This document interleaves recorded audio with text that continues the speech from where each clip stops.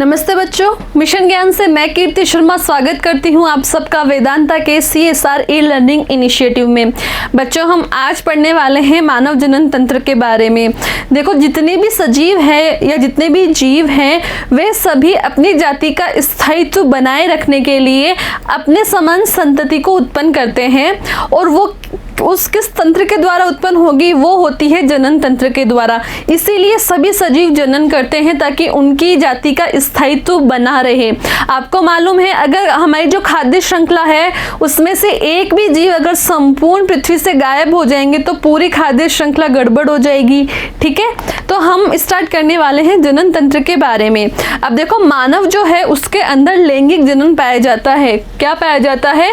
लैंगिक जनन। ठीक है, लैंगिक जनन में क्या होता है कि जो शुक्राणु है उसका अंडाणु के साथ निषेचन होता है और युग्मनज का निर्माण होता है। ठीक है, और वही युग्मनज आगे चलकर क्या करता है? नए जीव का निर्माण करता है। अब लैंगिक जनन के लिए क्या आवश्यक है? कुछ अंग आवश्यक है। ठीक है, तो लैंगिक जनन के लिए उत्तरदायी जनन कोशिकाओं का विकास एक विशेष अवधि में शुरू होता है। इसे हम कहते हैं यौवनारंभ। और आपको मालूम है, यौवनारंभ के समय जो बालक होते हैं उनके दाढ़ी मूंछ का आना शुरू हो जाता है, उनकी आवाज़ भारी होना शुरू हो जाती है। बालिकाओं में चक्र का प्रारंभ हो जाता है, उनके स्तनों का विकास शुरू हो जाता है। तो यही समय क्या होता है? यही समय होता है यौवना आरंभ का। जब ठीक है, आगे हम बात करते हैं कि जो मानव के अंदर जो नर होता है उनके अंदर टेस्टोस्टेरोन नाम का हार्मोन तथा जो स्त्रियां होती है उसमें एस्ट्रोजन व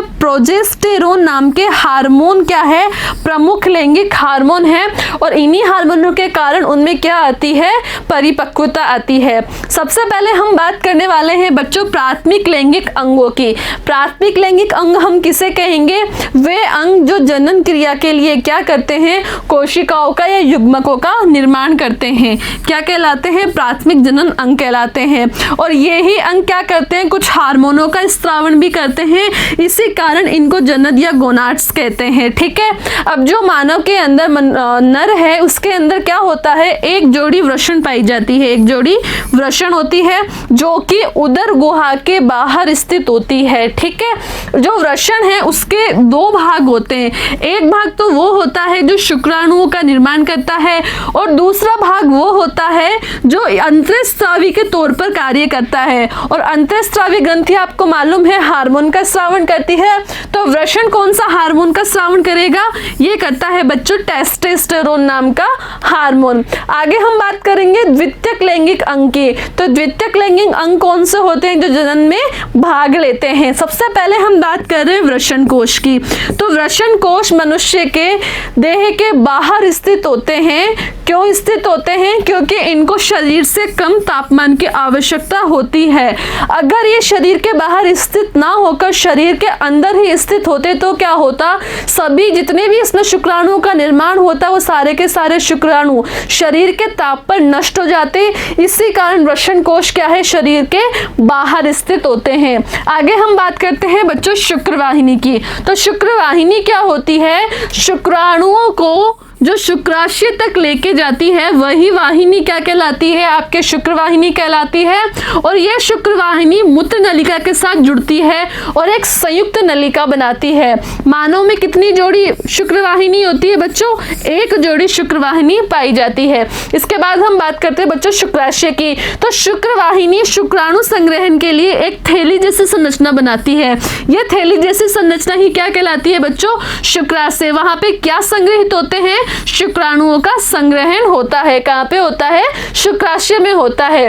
इसके बाद अपन बात करते हैं प्रोस्टेट ग्रंथि की। प्रोस्टेट ग्रंथि क्या होती है? ये एक तरल पदार्थ का स्रावण करती है, तरल पदार्थ का निर्माण करती है, जो क्या करता है? जो कि शुक्राणुओं को गति देता है। अगर ये तरल पदार्थ नहीं हो तो क्या हो? शुक्राणुओं में गति हो ही नहीं पाएगी। नेक्स्ट हम बात करते हैं बच्चों मूत्रमार्ग की। तो मूत्रमार्ग क्या है? ये एक पेशीय नलिका है जो कि मूत्राशय से निकलकर स्खलन वाहिनी से जुड़ती है, और स्खलन वाहिनी से जुड़ के किसका निर्माण करती है? मूत्र जनन नलिका का। कौन कौन मिलके? स्खलन वाहिनी और मूत्र मार्ग। ठीक है बच्चों, इसके बाद हम बात करते हैं शिश्न की। तो मैथुन के समय ये उन्नत अवस्था में आकर वीर्य को कहाँ पहुंचा देता है, मादा जननांगों में पहुंचा देता है। आप जो ये वाला डायग्राम दिख रहा है आपको, ये है आपके प्रोस्टेट ग्रंथि, इसके ऊपर ये वाली संरचना है आपके शुक्राशय। शुक्राशय क्या था, जहां पे क्या इकट्ठे हो रहे थे, शुक्राणु। प्रोस्टेट ग्रंथि क्या कर रही थी, तरल पदार्थ का स्रावन कर रही थी, जिससे क्या हो रहा था, शुक्राणुओं को गति मिलती है। शुक्रवाहिनी क्या है, शुक्राणुओं को निकाल के कहाँ लेके आती है बच्चों, वृषण तक लेके आती है। ठीक है, तो ये हमारा मानव जनन तंत्र का नर जनन तंत्र है। नेक्स्ट जनन तंत्र हम नेक्स्ट वीडियो में पढ़ेंगे। Thank you.